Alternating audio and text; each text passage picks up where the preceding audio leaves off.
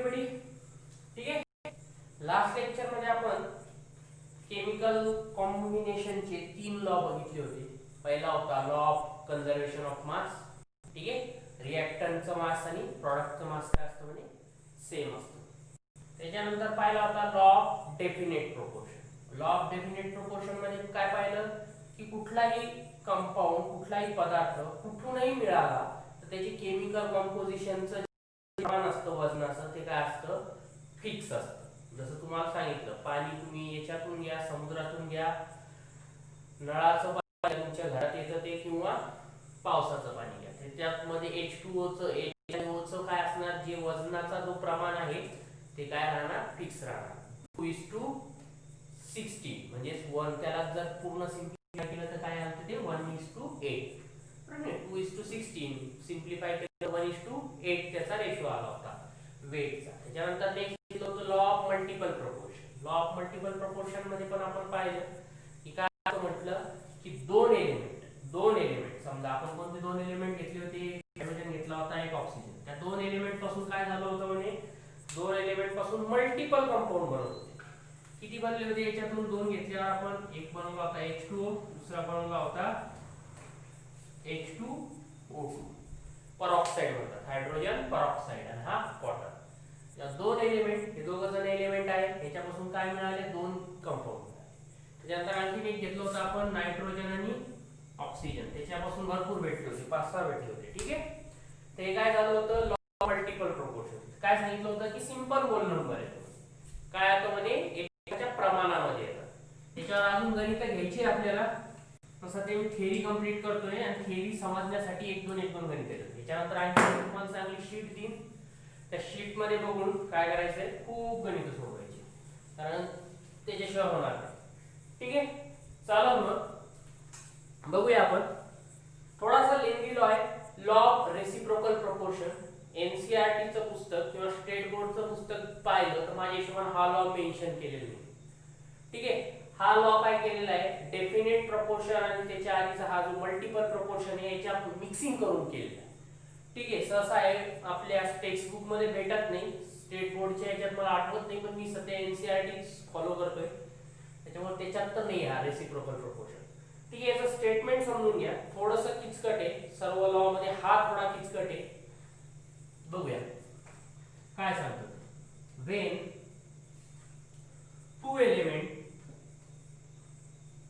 Two elements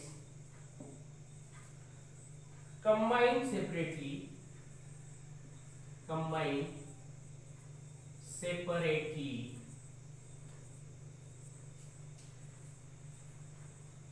with a fixed mass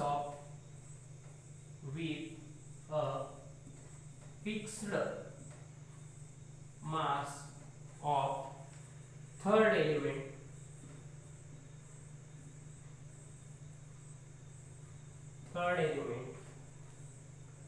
then the ratio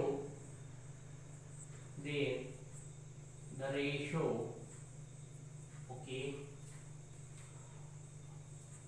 of mass कशाचा ratio घेणार मासचा in which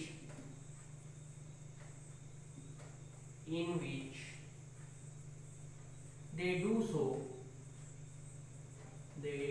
so okay bears a small whole number याच्यात पण small whole number ratio to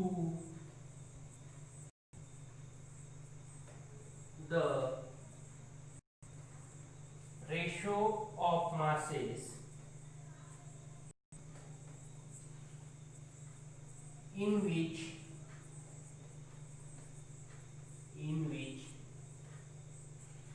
they themselves combine.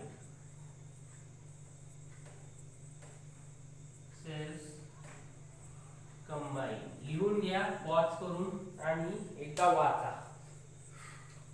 फार लांब statement आहे. काय सांगितलेलं आहे when two element combine separately काय करणार आहे म्हणजे दोन एलिमेंट काय करणार आहे combine separately with a fix mass of third element. दोन एलिमेंट आहे ते दोघं जण काय करणार आहे एका फिक्स्ड मास त्याचं मास काय फिक्स आहे त्या एलिमेंटशी काय करणार आहे ते कंबाईन करणार. म्हणजे आपल्याला ओव्हरऑल किती एलिमेंट दिसणार आहे या पिक्चर मध्ये 3. आधीच्या केस मध्ये किती होते 2 पासून काय होते मल्टिपल कंपाऊंड होते बरोबर नाही. नायट्रोजन आणि ऑक्सिजन घेतला होता त्याच्यापासून आपल्याला 5-6 कंपाऊंड मिळाले होते बरोबर. तो टेबल काढला होता. इथे काय करणार आहे आता आपल्याला 3 एलिमेंट दिसणार आहे बरोबर. नायट्रोजन ऑक्सिजन आणि आणखी एक असं. ठीक आहे आपण एक एक्झाम्पल घेऊया. एक्झाम्पल तुम्हाला कळलं समजा कार्बन घेतला कार्बन ठीक आहे 2 एलिमेंट आहे ना. एक कार्बन घेतला एक सल्फर घेतला. काय म्हणे combine separately with fixed mass of third element घेतला आपण ऑक्सिजन. काय घेतला ऑक्सिजन. आता काय सांगितलं when 2 elements combine separately. Combine काय करणार म्हणे सेपरेटली. 2 एलिमेंट घेतले काय करणार तिसऱ्या एलिमेंट सोबत सेपरेटली कंबाईन करणार. सेपरेटली 2 एलिमेंट कोणते घेतले कार्बन आणि सल्फर बरोबर आहे.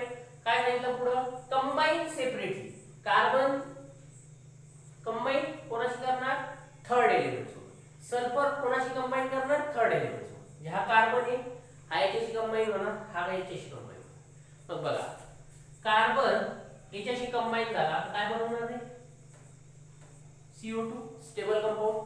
त्याच्यानंतर हा याच्याशी कंबाईन झाला तर काय बनतो रे SO2. आता बघा याच्यात हा शब्द काय fixed mass of third element. Third एलिमेंटचं मास काय पाहिजे म्हणे फिक्स पाहिजे. इथं किती मास येतं या ऑक्सिजनचं 32. मग इथं पण किती आलं पाहिजे 32. समजा आपण इथं CO घेतला असता तर आपल्याला इथं पण कंबाईन कशाशी करावं लागलं असतं SO शी. कारण याचं मास जर 16 झालं तर याचं मास पण किती राहणार थर्ड एलिमेंटचं सेम राहणार. थर्ड एलिमेंट या केस मध्ये हा धरला ठीक आहे. मास फिक्स पाहिजे. इथं आपण काय झालं ना 32. बर देन काय होतं आता कंबाईन सेपरेटली झाली. सेपरेटली कंबाईन होऊन याला CO2 बनवला याला SO2 बनवला. Then the ratio of mass in which they do so bears a small whole number ratio. काय सांगितलं आता त्यांनी की यांचं जे आहे मासचं रेशो याचं आणि याचं काय येणार याचा किती आहे 12:2 हे किती 32 बरोबर आहे. त्याला जर सिम्प्लिफाय केलं तर 3:4 4 भाग दिला 8. ओके बर. सल्फरचा ऍटॉमिक मास किती आहे माहितच असेल नसेल माहित तर लिहून घ्या. सल्फरचा ऍटॉमिक मास असतं 32. माहित नसेल तर तुमचा लिहून घ्या कुठंतरी वरती लिहा मार्जिनच्या वर तुमची नोटबुक असते ना ऍटॉमिक मास ऑफ सल्फर 32. पाठ नसेल तर पाठ करा कारण पिरियडिक टेबलचं तुम्हाला गरज पडणार. वेळ भेटला तर पिरियडिक टेबल वाचत जा. तुमच्या ओळखीच्या गोष्टी दिसल्या की त्याचे ऍटॉमिक नंबर आणि atomic mass weight atomic mass किंवा ऍटॉमिक वेट सेमच मानलं जातं सहसा ठीक आहे. तर सल्फरचा ऍटॉमिक मास किती मग 32. मग याचं किती आहे 32. हे 32 आणि हे किती 32 किती येणार आहे 1:1. ओके. आता काय करायचं यांच्या दोघांचा रेशो काय करायचं यांच्या दोघांचा रेशो घ्यायचा. मग आपण इथं लिहू असतो कुठपर्यंतचा की इथपर्यंत या इथपर्यंत. त्याच्यानंतर पुढचा स्टेप मध्ये पुढचं सांग. ओके. काय सांगितलं की then the ratio of masses in which they do so ज्याच्यासोबत ते डू सो म्हणजे यांच्यासोबत हे कंबाईन केले bears a small whole number खाल्ला वाटतं मी लिहिता हा ठीक आहे. Number ratio two the okay sorry my mistake. बर ठीक आहे. आता काय करणार आपण या दोघांचं कंबाईन केलं याचा 1:2 याचा रेशो काढला हा काढला. आता यांचा परत रेशो घ्यायचा. कसा घेणार असं लिहायचं मस्त. काय सांगितलं आपल्याला की carbon and sulfur combines separately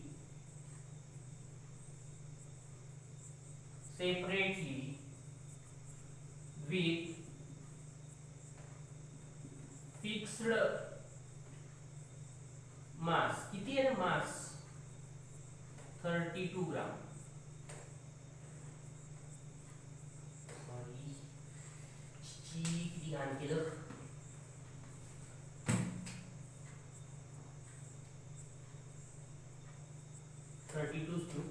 AMU मध्ये असतं ग्राम.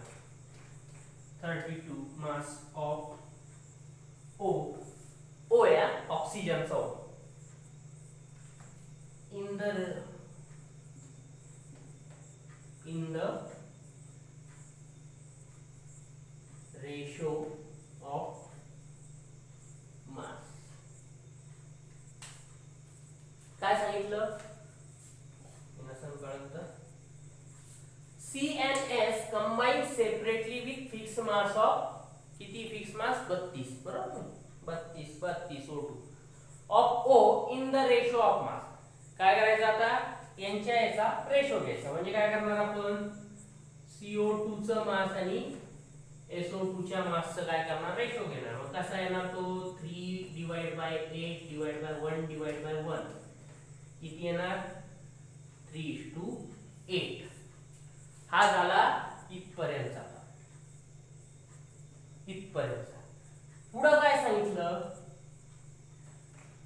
ठीक आहे. हा काय सांगितलं इथपर्यंतचा पार्ट. त्याच्यानंतर the ratio of masses in which they themselves combine. Themselves म्हणजे त्यांच्यामध्ये कोण त्यांच्यामध्ये हे 2 एलिमेंट. ओके तुम्हाला इथपर्यंत कळालं. काय कळालं की बाबा पहिले 2 एलिमेंट घेतले. 2 एलिमेंटनं काय केलेलं आहे 2 एलिमेंटनं एका तिसऱ्या एलिमेंटच्या फिक्स मास सोबत कंबाईन केले. 32 कंबाईन केलं. CO2 बनला कंबाईन केलं SO2 बनला. ओके मग काय केलं they do then the ratio of masses in which they do so. यांचे काय केले मासेसचा रेशो घेतला 12:32 आला. सिंप्लिफिकेशन केलं 32:32 आलं. याचं 32 आहे याचं 32 झालं 32:32. मग त्याच्यानंतर bears a small whole number ratio. काय केलं या दोघांच्या मासेसचा रेशो काय थर्ड एलिमेंट सोबत असतं. मग काय आला तो आपल्याला 3:8 बरोबर. हे बघा हे 8 खाली गेले 1 काहीच नाही राहणार कॅल्क्युलेशन 8 आला. हे झाला पार्ट 1. त्याच्यानंतर पुढे काय सांगितलं इथपर्यंत टू द रेशो म्हणजे आता ह्या रेशोला आणखीन एका गोष्टीचा रेशो घ्यायचा आहे.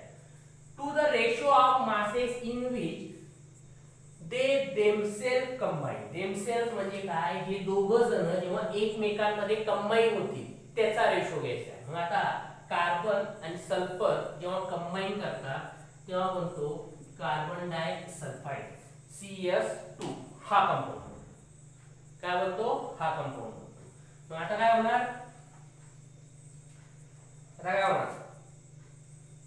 आता आपल्याला कंबाईन देमसेल्फ म्हणजे हे दोघं एकमेकांमध्ये जेव्हा कंबाईन होतील तेव्हा यांचा रेशो काय. मग काय C and S combine themselves म्हणजे त्यांच्या बरोबर नाही. हे पहिले काय केले तिसऱ्या एलिमेंटची कंबाईन केले त्याचे रेशो काढले ते आलं आपलं सगळं पूर्ण. मग आता काय करायचं नेक्स्ट स्टेप मध्ये याचा आणि याचा कंबाईनचा रेशो. हे दोघं जेव्हा कंबाईन करतात तेव्हा हा कंपाऊंड होतो CS2 कार्बन डायसल्फाइड. बर ओके मग काय करणार हे दोघं C आणि S कंबाईन देमसेल्स. मग काय येणार बघा 12 क्लियर आहे 12. त्याच्यानंतर is to 32 आणि 32 64. बघा 4 न भागितलं 3 परत भागितलं 4 4 खाली उरले 2 12. ओके किती आलं 12. मग काय करणार तुम्ही हे झालं सेकंड पार्ट. नाही आता काय करणार हा आला 3:12 ह्या दोघांचा रेशो घेतला तर तुम्हाला काय मिळेल म्हणे एक स्मॉल होल नंबर मिळणार. कसा मिळणार, काय मिळणार बघा. हे बरोबर आलं का CS2. ओके, मग बघा आता कुठं लिहू मी, इथे लिहितो. तुम्ही असं नका लिहू, तुम्ही एका खाली एकच लिहित चला. पहिले हे येईल, त्याच्या खाली हे येईल, CNS कंबाईन नेमसेस. ओके, मग आता काय करायचं, मग आपल्याला यांचा रेशो घ्यायचा. कसा घेणार, 3:8 डिवाइड बाय 3/12. ते 3 न 3 कॅन्सल होऊन जाईल. आय थिंक इथं जरा चुकलंय, आपण 4 न भागितलेलं 3 येतं. 4 1 4, खाली उरले 2, 4 7 24. ओके, 24 16, 4 7 24, 16 चौक 64. इथं 16 आहे. ओके, 16 चौक 64, 4 न भागतोय ना 64. इथं किती आहे ना 16. कधी कधी गुणाकार चुकतो, गुणाकार चुकला की मार्क्स. मग हे किती झालं आता, हे बघा. डिनॉमिनेटरचा डिनॉमिनेटर काय बनत असतो, न्यूमरेटर बनत असतो. हे झाला 16 वर आणि हे खाली गेला 8. किती 2:1 आला का होल नंबर. होल नंबर कशाला म्हणतात, कोणत्याही संख्येच्या डिनॉमिनेटरला 1 असतो, किंवा सिंपल रेशो मध्ये काय असतं, खाली 1 असतो. बरोबर नाही, होल नंबर तुम्हाला माहिती, कुठल्याही संख्येच्या जर डिनॉमिनेटर मध्ये 1 असेल तर तो होल नंबर आहे. मग काय आपलं जे लॉ ऑफ रेसिप्रोकल प्रोपोर्शन आहे ते काय व्हॅलिड. कळालं काय, लेंदी, खूप लेंदी मध्ये काय आहे बघा. पहिल्यांदा सांगितलं 2 एलिमेंट घेतले, त्यांना काय केलं, फिक्स मास सोबत कंबाईन केलं, त्याचं काय केलं, मग रेशो काढला. कसा केला, या दोघांचा एक रेशो काढला, या दोघांचा एक रेशो काढला. मग परत ह्या दोघांचा रेशो एका खाली एक डिवाइड करून तिसरा रेशो. मग परत काय केलं, ह्या दोघांना एकमेकांमध्ये कंबाईन केलं, या दोघांना एकमेकांमध्ये कंबाईन केलं तर हे बनला. या दोघांचा रेशो काढला, मग तुम्हाला एक चौथा रेशो मिळाला. मग तिसरा रेशो चौथ्या रेशोचा मिळून परत एक रेशो काढला, तुम्हाला 5वा रेशो मिळाला, जो की काय आहे, एक होल नंबर आहे. कळालं. त्याच्यावर अजून एक गणित घेतो तेव्हा तुम्हाला कळेल. ठीक आहे, काही प्रॉब्लेम नाहीये. आला प्रॉब्लेम तर कॉल करून विचार डायरेक्ट, पण हे असंच. ठीक आहे, एक सारखं एकानंतर एक एकानंतर एक येतच जाणार. रेशोचा रेशोचा रेशोचा रेशो कळतंय का, एवढा मोठा आहे. ठीक आहे, आणखीन एक देतो तुम्हाला उदाहरण, तेव्हा कळेल अजून. त्या बोर्डाला काय झालं देव जाणे, मिळत झाले.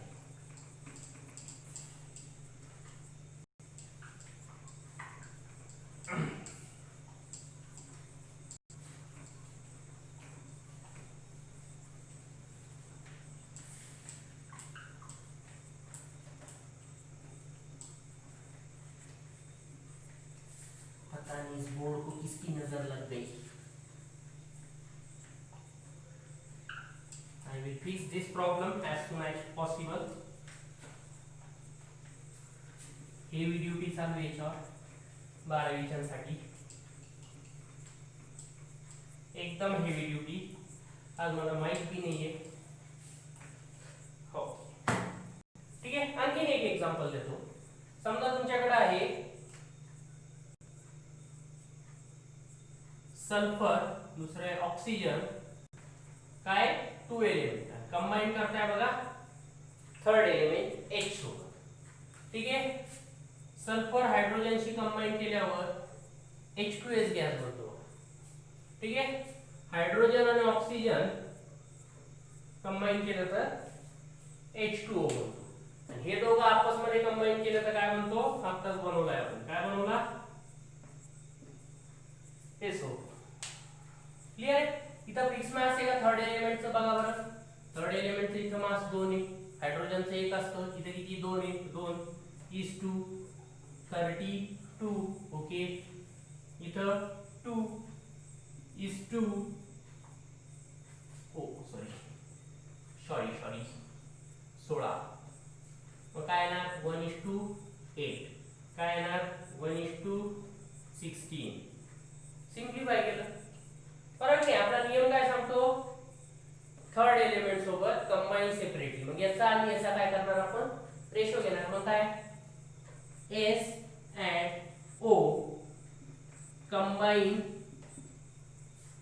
with fixed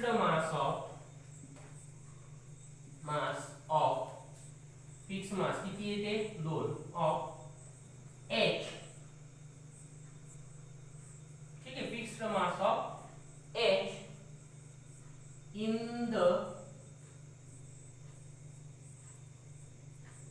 ratio of mass, in the ratio of mass. आता काय करणार मग आपण याचा आणि याचा रेशो घेणार. काय घेणार मग तो कसा येणार 1/16 डिवाइड बाय 1/8. हा वर गेला हा खाली गेला, काय आला 1:2. काय आला हा रेशो 1:2 आला. ठीक आहे, 16 खाली खाली आला वर आला वर गेला बरोबर. ओके, नेक्स्ट काय करायचं मग आपल्याला, हे कंबाईन देमसेल्फ. बरोबर, हे दोघं जण काय करतात पुढच्या स्टेप मध्ये कंबाईन देमसेल्फ. काय करणार S and O combine themselves with कशाला एकमेकांमध्येच कंबाईन होणार आहे, विथ ची गरजच नाही ना. बरोबर आहे नाही. दोन मित्र एकत्र बाहेर जाणार कोणासोबत एकमेकांसोबत. Okay, combine themselves. मग काय करणार, हे किती येईल याचा रेशो किती येईल 32:32.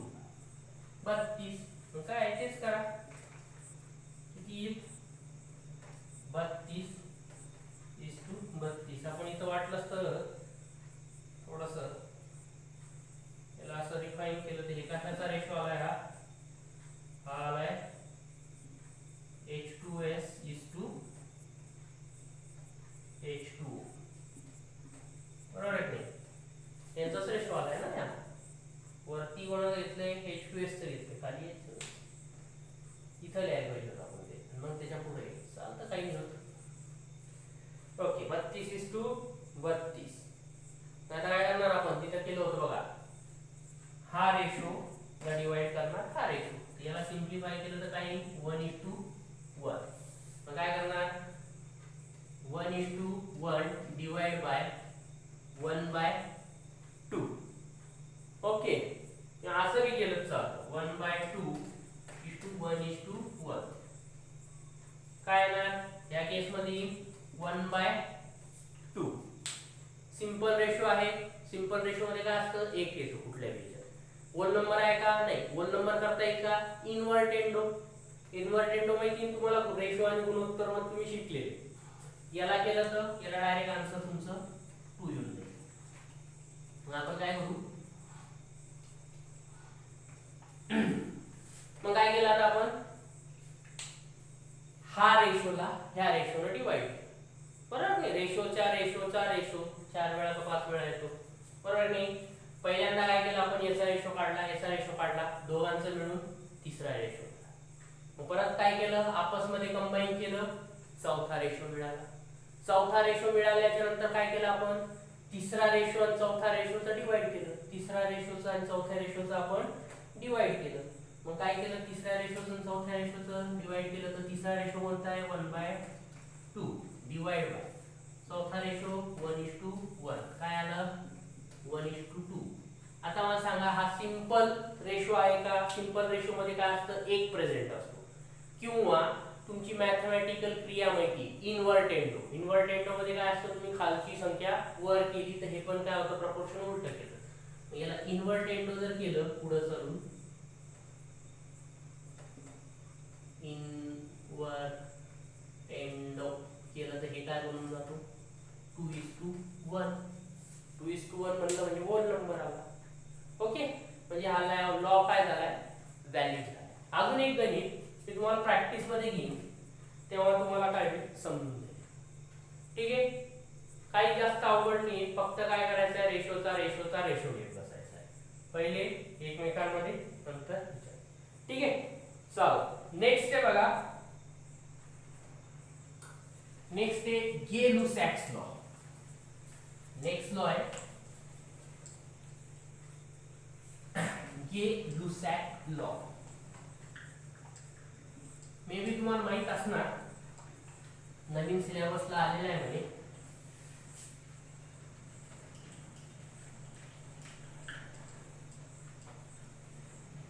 याचं काहीतरी करावं लागेल पाहिजे.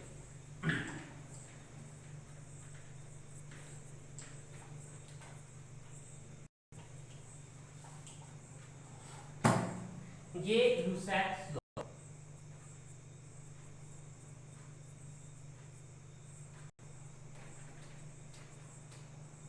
लॉ, ये नाही, दोन सायंटिस्ट होते, ये आणि लुसॅक.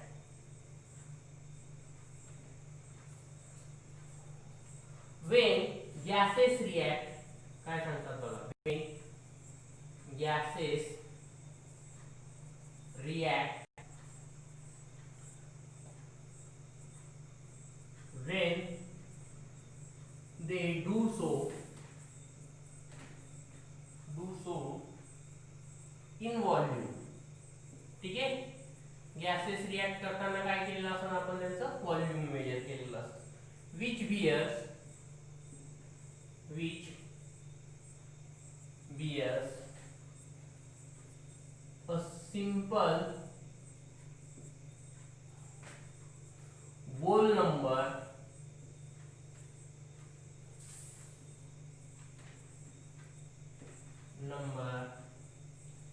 ratio to one another and to the volume of product form, if gaseous. काय सांगितलं, when gases react, काय सांगितलं, गॅसेसच, याच्यामध्ये सॉलिड जर किंवा लिक्विड जर कंडिशन मध्ये जर रिएक्शन झाली तर याला हा लॉ लागू होणार. फक्त गॅस स्टेट मध्ये पाहिजे. ठीक आहे. when they do so in volume, काय करायचं, काही व्हॉल्यूम घ्यायचं, ठराविक व्हॉल्यूम माहिती ना, आता आपण फिजिकल प्रॉपर्टी शिकलो, व्हॉल्यूम, बरोबर. त्यांचं काही ठराविक व्हॉल्यूम घेतलं आणि ते एकमेकांमध्ये काय केलं, आपण मिक्स करण्याचा प्रयत्न केला. तर काय होतं म्हणे, जेव्हा ते मिक्स होतात तर तेव्हा त्यांचं काय असतं म्हणे, एकमेकांशी एक सिंपल होल नंबरचा रेशो असतो. ठीक आहे, कंबाईन होण्याचा काय असतो, त्यांचा एकमेकांशी सिंपल होल नंबर असतो. त्याचबरोबर जे प्रॉडक्ट फॉर्म झालं त्याच्याशी सुद्धा असतो. ठीक आहे, म्हणजे तुम्हाला आता असं कळणार नाही, तुम्हाला उदाहरणच घ्यावं लागेल. समजा CH4 प्लस रिॲक्ट केलंय ऑक्सिजनशी आणि बनलंय बघा CO2 प्लस H2O. ठीक आहे, एक मिनिट थांबा, आपण काय करू, सोपं जरा, इतकी लहान रिएक्शन घेण्यापेक्षा ये बहुत बड़ी हो गई है, ये रिएक्शन जल्दी नहीं समझ में आएंगी. आपको लेंगे छोटी सी reaction, hydrogen plus chlorine react with each other and form HCl 2 times ACl2 ACl2. Okay, ये रिएक्शन हुई है. H2 react with Cl2 forms 2HCl. सगळेच्या सगळे काय, गॅसेस मध्ये, हे पण गॅसियस फॉर्म मध्ये, हे पण बाय प्रॉडक्ट गॅसियस फॉर्म. बघा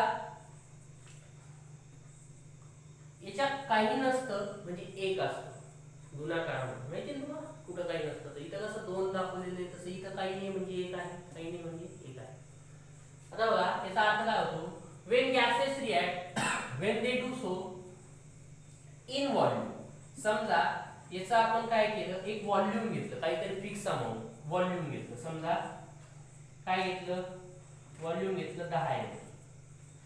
10 ml HCl कंबाईन झाला, किती याचा, किती 10 ml आहे ना, एक इथं येतं एक इथं, म्हणजे याचं, ठीक आहे. 10 ml HCl काय होणार, 10 ml क्लोरीन सोबत रिॲक्ट केल्यावर काय होणार, 2 गुणिला 10 ml HCl होतं, म्हणजे किती झालं, 20 ml HCl. सर हे काय ml ml ची बेरीज तर केली 20 म्हणून टाकलं नाही, तसं नाही. ठीक आहे, कळलं तुम्हाला? हे काही बेरीज नसते, ही बेरीज नसते. पुढच्या एक्झाम्पल मध्ये बरोबर कळलं तुम्हाला. काय सांगितलेलं आहे की याच्या पुढे कोएफिशिएंट काय काही नाही, म्हणजे 1 आहे. जेव्हा आपण हे 10 ml घेतलं म्हणजे 1 एकक व्हॉल्यूम घेतलं, 1 एकक व्हॉल्यूम किती 10 ml. 1 एकक व्हॉल्यूम याचं घेतलं तर 1 एकक व्हॉल्यूम याचं पण घ्यावं लागेल. एका एककची आपण किंमत किती पकडली 10. समजा असं जर म्हटलं, समजा 1 व्हॉल्यूम 10 ml च्या जागी काय केलं 1 व्हॉल्यूम म्हणजे 1 एकक. 1 VOL म्हणजे काय एकक. एकक म्हणजे काही पण 1 लिटर धरा, 10 लिटर धरा, काही पण 1 एकक घेतलं. ठीक आहे, तर एका एककाला कंबाईन किती करावं लागेल एकाच एकक, कारण इथं पण कोएफिशिएंट किती आहे एकच आहे. इथं कोएफिशिएंट 1 आहे. इथं समजा मी 4 केलं असतं तर मला कंबाईन इथं पण किती न करावं लागलं असतं 4 न, कारण एका एककाशी कंबाईन किती करतोय 1 आणि बनवतो किती आहे 2. मग इथं 4 व्हॉल्यूम प्लस 4 व्हॉल्यूम इथं 8 व्हॉल्यूम बनले असतील. बरोबर आहे? ठीक आहे, अजून तुम्हाला एक एक्झाम्पल देतो. ओके, लिहून घ्या. एकेकाशी 1 केलं. ओके, अरे तू इतना क्यों इतरा रहा है?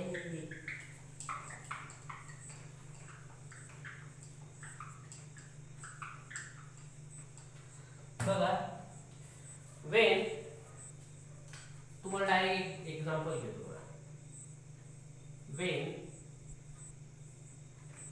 100 ml of methane, methane माहिती आहे ना CH4, burns it produces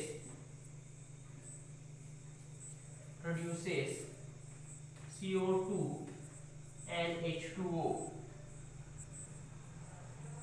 Find, here full stop, find the volume of O2 required and CO2 produce.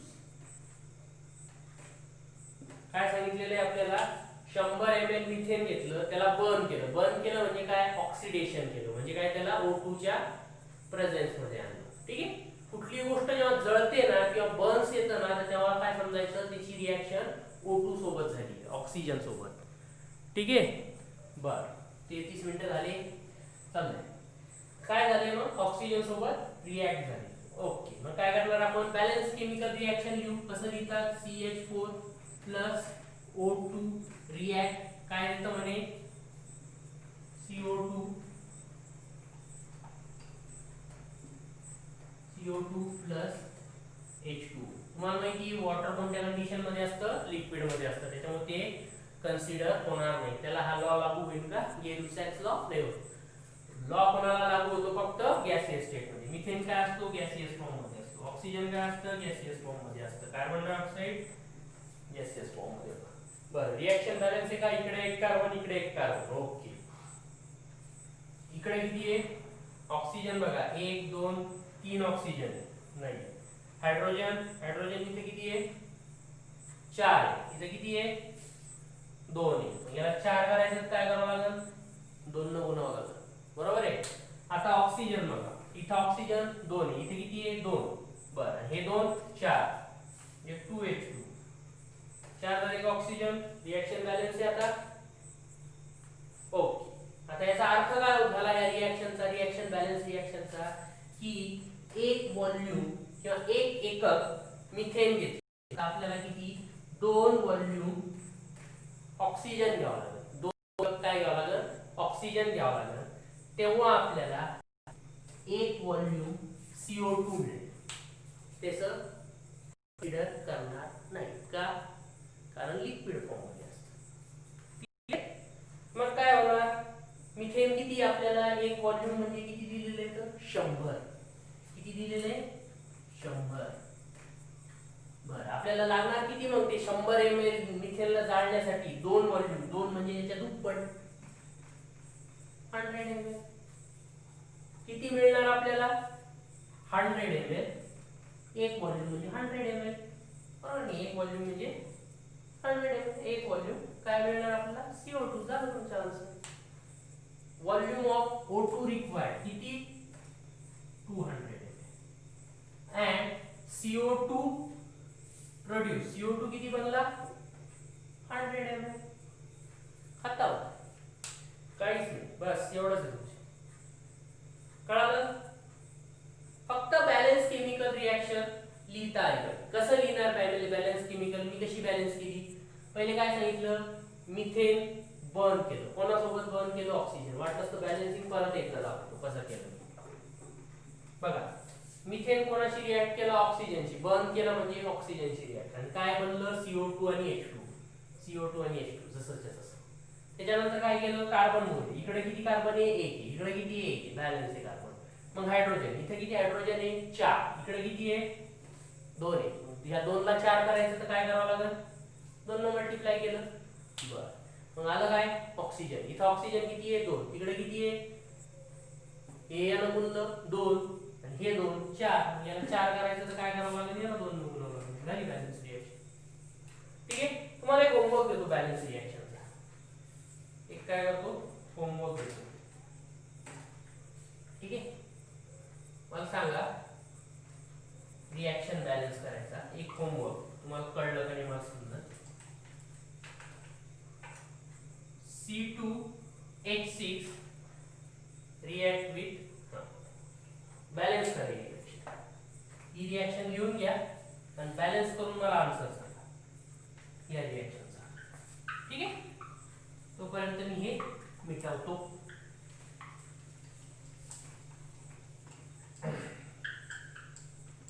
काय झाले, मिटरच झाले आजकाल.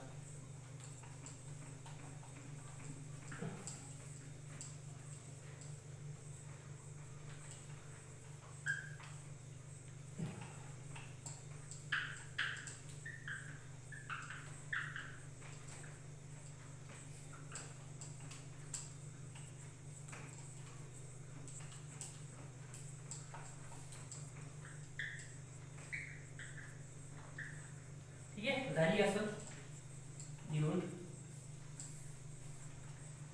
ओके, नेक्स्ट आहे बघा. नेक्स्ट आहे आणखीन एक रिएक्शन दिली बघा. क्वेश्चन घेतो direct. 60 ml of nitrogen and 60 ml of hydrogen,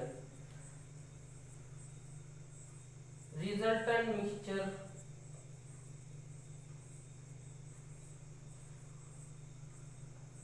find the resultant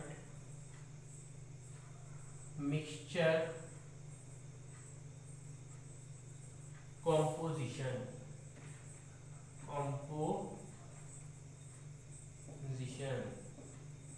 काय सांगितलंय की 60 ml नायट्रोजन आणि 60 ml हायड्रोजन मिक्स केल्यावर जे काय मिक्सचर बनल रिझल्टंट ते कसं असेल. ओके. बर, जेव्हा nitrogen plus H2, okay, N2H2 combines. ठीक आहे. ही रिएक्शन एक रिव्हर्सिबल रिएक्शन असते बघा. सध्या फक्त एवढं चिन्ह लक्षात ठेवा, रिव्हर्सिबल रिएक्शनचं म्हणतात. कसं असतं, काय असतं, तुम्हाला चॅप्टर होईल तेव्हा आपण बघू. काय म्हणतो, NH3 तुम्हाला माहित असेल तर काय, अमोनिया. बरं, ऑक्सिजन आणि नायट्रोजन. ओके, इथे किती नायट्रोजन, 2. इकडे किती आहे, 1. हे झालं 2. 2 दोन्ही 6. इथे किती, 2. याला 6 करायचं तर 3 2 खतम. ही झाली बॅलन्स केमिकल रिएक्शन. आता काय सांगितलंय आपल्याला की 60 ml नायट्रोजन. जर जर आपण 60 ml नायट्रोजन घेतलं तर आपल्याला इथे किती घ्यावं लागेल 3 व्हॉल्यूम बरोबर आहे. हे किती व्हॉल्यूम आहे 1 व्हॉल्यूम. हे किती व्हॉल्यूम आहे 3 व्हॉल्यूम. हे किती बनतंय 2 व्हॉल्यूम. बघा तर म्हटलं होतं मी पहिल्या याच्यात की बेरीज नाही 1 व्हॉल्यूम प्लस 1 व्हॉल्यूम तिकडे 2 HCl च्या केस मध्ये बरोबर नाही. HCl मध्ये H2 1 व्हॉल्यूम होतं Cl2 1 व्हॉल्यूम होतं बनलं किती होतं 2 व्हॉल्यूम. इथं बनलंय कसं बघा 1 + 3 = 2. ठीक आहे असंच असते. मग काय झालंय हे 1 व्हॉल्यूम घेतलं. आता समजा मी 1 व्हॉल्यूम जर हे 60 घेतलं तर मला याचे किती व्हॉल्यूम लागेल 3 म्हणजे याला तिप्पट करावं लागेल. म्हणजे किती होतं 180. आपल्याकडे आहे का आपल्याकडे किती आहे हायड्रोजन फक्त 60 ml. मग आपल्याला काय करावं लागेल छोट्या संख्येला हे द्यावं लागेल. मग समजा आपण 3 व्हॉल्यूम बरोबर 60 ml पकडलं. 3 व्हॉल्यूम बरोबर काय केलं आपण 60 ml पकडलं 3. मग 1 व्हॉल्यूम बरोबर किती असेल 60/3. 3 साठी 60 असेल म्हणजे 3 जणांची मिळून 60 रुपये असेल तर प्रत्येकाकडे किती असेल 20-20 रुपये. याचं किती व्हॉल्यूम आहे 20 ml. बनणार किती इकडं 40 ml बरोबर आहे की एका व्हॉल्यूमचं आपण किती पाहिलंय 20 बनता किती इथं 2 40 ml. मग काय सांगितलं find the resultant mixture composition. जे मिक्सचर बनल तुमचं हे सगळं रिएक्शन झाल्यावर त्याच्यामध्ये कॉम्पोजिशन काय काय असेल काय झालं इथं रिझल्टंट काय असतं रिएक्ट झाल्याच्या नंतर काय झालं 40 ml ऑफ काय असतं अमोनिया.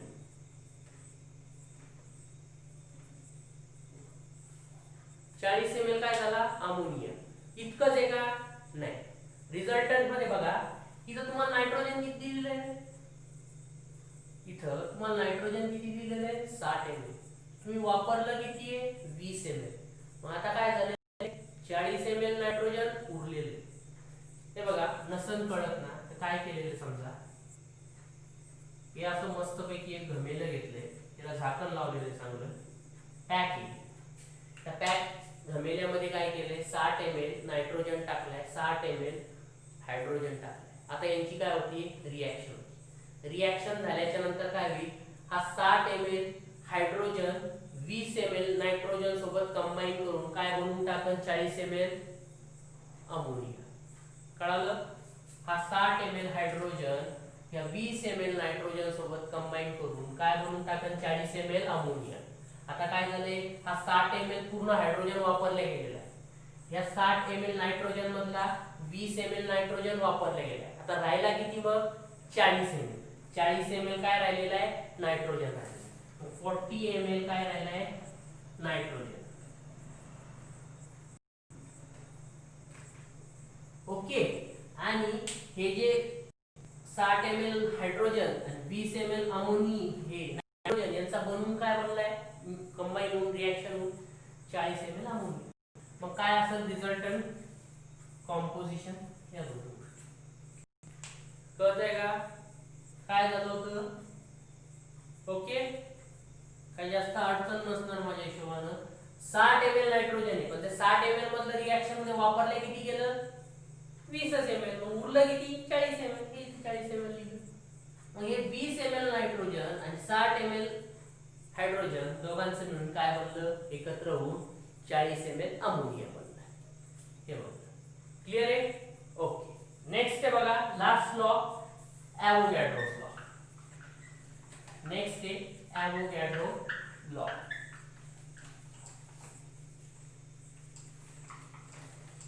त्या ॲव्होगॅड्रोच्या लॉवर खूप सारे ऍप्लिकेशन आहे खूप सारे गणित आहे. गेन-सेक्सच्या लॉवर पण गणित आहे. त्याच्यानंतर मोल कन्सेप्ट एक चॅप्टर शिकवतो तुम्हाला जो झालेला आहे नॉर्मॅलिटी काढणं मोलॅलिटी काढणं. ते लेक्चर उद्याच होईल सकाळी. नेक्स्ट सॉरी रेकॉर्डिंग बंद पडली होती.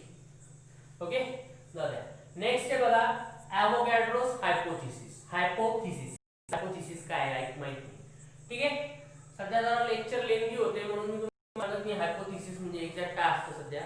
हायपोथेसिस म्हणजे एक ॲझम्पशन, असं त्याला वाटतं, ॲव्होगॅड्रोला असं वाटतं. ठीक आहे, कोणी सिद्ध करू नाही शकलेलं आहे की हे याला जे वाटतंय हे चुकीचं आहे, किंवा याला जे वाटतंय हा पण सिद्ध करू नाही शकला की हे बरोबर आहे. कळलं का? तर त्याला काय केलेलं आहे मग, ॲज इट इज मानलं. ठीक आहे, कसं असतं सायन्स मध्ये, एखादी गोष्ट एक तर तुम्ही चुकीची दाखवा, नाही दाखवताय तर ती तशी सोडा. ठीक आहे, हायपोथेसिस. ठीक आहे, ते 3-4 शब्द असतात बघा आपल्या याच्यामध्ये. एक असतं लॉग, दुसरं असतं हायपोथेसिस, एक असती बघा थेरी. बरोबर आहे. ओके, मग प्रिन्सिपल एक असतं. हे आपल्या सायन्स मध्ये सहसा भेटतात.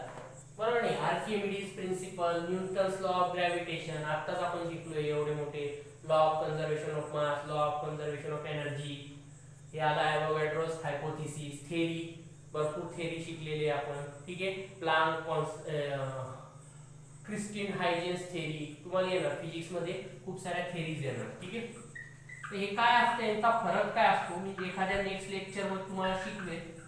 सध्या हे शिकून घेऊ, मग मी सांगतो. काय सांगितलंय, Wien temperature, pressure and all other physical condition of gas remains constant. काय केलंय, समजा तुम्ही एक भांड घेतलंय, त्या भांड्यामध्ये काय केलंय, गॅस घेतलाय, त्या गॅसचं काय केलेलं आहे, फिजिकल कंडिशन सगळ्या कॉन्स्टंट केल्या, टेम्परेचर, प्रेशर. याच्यामध्ये काय, टेम्परेचर, प्रेशर, समजा टेम्परेचर T आहे, प्रेशर P आहे, टेम्परेचर T आहे, प्रेशर T आहे. ओके, कॉन्स्टंट केलेले आहे. त्याच्यामध्ये तुम्ही काय भरलेले आहे, त्याच्यामध्ये भरलेले आहे बघा H2 गॅस. बरं, रिमेन्स कॉन्स्टंट. टेम्परेचर फिक्स केलेले काय असेल ते 25 डिग्री, 20 डिग्री, जे काय तुम्हाला ठरवलं ते. प्रेशर पण काय 1 ॲटमॉस्फिअर म्हणजे सध्याचं. Okay, than equal volume of all gases contains equal number of molecules, contains equal number of molecules. काय सांगितलं, इक्वल. बर, याच्यामध्ये जो H2 गॅस घेतला हा समजा आपण 20 ml घेतला. किती घेतला, 20 ml. आणि याच्यामध्ये समजा मॉलिक्युल्स निघाले X मॉलिक्युल्स. काय निघाले, X मॉलिक्युल्स. टेम्परेचर T आहे, प्रेशर P आहे ह्या घमेल्याचं. ठीक आहे, तर याच्यामध्ये गॅस किती घेतला मग आपण 20 ml. तर त्याच्यामध्ये किती मॉलिक्युल्स निघले, X ml. किती, X मॉलिक्युल्स निघले. X म्हणजे काही पण, तुम्ही याच्या जागी 1000 जरी मानलं तरी चालेल. Okay, X molecules. Temperature fix आहे या गॅसचं, प्रेशर पण फिक्स आहे. आता काय केलं, समजा या गॅसमध्ये हायड्रोजनच्या जागी आपण ऑक्सिजन भरला. घमेलं सेम तेच आहे, घमेलं काय तेच आहे, साईज जवळपास सारखीच आहे, सेम आहे, दोघं एकदम डिक्टो आहेत ते दोघं. काय केलं याच्यात पण आपण टेम्परेचर T ठेवलेलं आहे, याचं प्रेशर किती ठेवलेलं आहे गॅसचं, P ठेवलेलं. आणि किती ml घेतला आपण, ऑक्सिजन सुद्धा 20 ml. तर मग याचे मॉलिक्युल्स पण किती असेल, याचे मॉलिक्युल्स पण X असतील. कळतंय, समजा याचे मॉलिक्युल्स जर 10,000 असतील, 100 असेल तर याचे पण किती असेल 120 ml.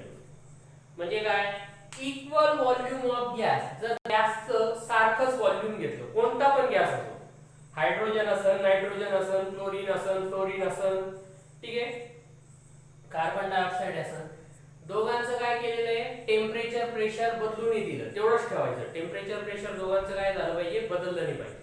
तर समजा 20 ml हायड्रोजन घेतलं, ठीक आहे, तर 20 ml हायड्रोजन मध्ये समजा X मॉलिक्यूल किंवा 100 मॉलिक्यूल असेल, तर त्याच्या जागी आपण ऑक्सिजन पण 20 ml घेतलं, प्रोव्हाइडेड त्यांचं टेम्परेचर प्रेशर चेंज नाही झाले तर त्याच्यात पण किती 20च मॉलिक्युल्स असतात. क्लिअर आहे. म्हणजे टेम्परेचर प्रेशर बदललं नाही पाहिजे, फिजिकल क्वांटिटी काय पाहिजे त्याच पाहिजे. फिजिकल क्वांटिटी बदलू द्यायची आणि मग काय होणार त्यांचं मॉलिक्युल्स पण काय राहणार सेम राहणार जर त्यांचं व्हॉल्यूम सेम असेल. एक जर तुम्हाला जर दाखवायचं जर झालं समजा एखादं एक्झाम्पल जर द्यायचं झालं समजा तुमच्याकडं 100 ml CH4 आहे आणि तुमच्याकडं बघा त्याचे मॉलिक्युल्स आहे 1000. आता तुम्ही काय केलंय 50 ml तुमच्याकडे CO2 आहे त्याच्यात किती मॉलिक्युल्स असेल रे CO2 चे याच्यात किती 1000 आहे त्याचे किती असले पाहिजे 500. का व्हॉल्यूम अर्ध झाले तर मॉलिक्युल्स पण काय होणार अर्धेच होणार. समजा इथं झाले 200 ml ऑफ नायट्रोजन इथं मॉलिक्युल्स पण किती राहणार डबल झाले डबल 2000. ठीक आहे. मॉलिक्यूल इथं तुम्ही लिहा माझ्याकडे जागा नाही मॉलिक्यूल मॉलिक्यूल मॉलिक्यूल तिन्ही ठिकाणी लिहा नोट्स मध्ये मला दिसलं पाहिजे मॉलिक्यूल मॉलिक्यूल मॉलिक्यूल. कळालं की जर तुम्ही व्हॉल्यूम सारखं घेतलं समजा याच्या जागी मी असं घेतलं समजा 100 ml काय घेतलं आता कोणता राहिला गॅस क्लोरीन घेतला तर काय राहील याच्यात पण 1000च मॉलिक्यूल. बरोबर 100 1000 अर्ध घेतलं मॉलिक्यूल पण अर्धे.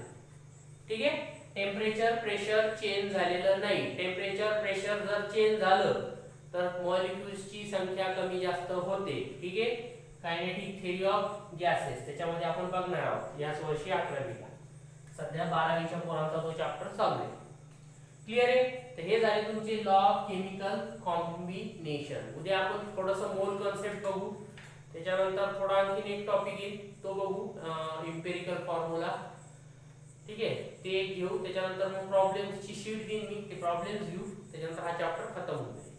ओके चालेल. ह्या बघू आता कधी जसं होतं तसं आपण कंप्लीट करूया. याच्या नोट्स पाठवा आणि अभ्यास करायला लागा. नाही आलं काही नाही समजलं तर विचार. ठीक आहे चालेल.